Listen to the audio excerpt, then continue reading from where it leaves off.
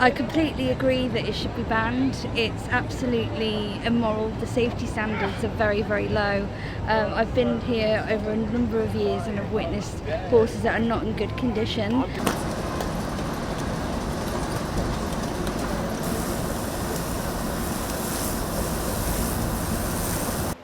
The carriage I work on has been, family business for 40 some odd years.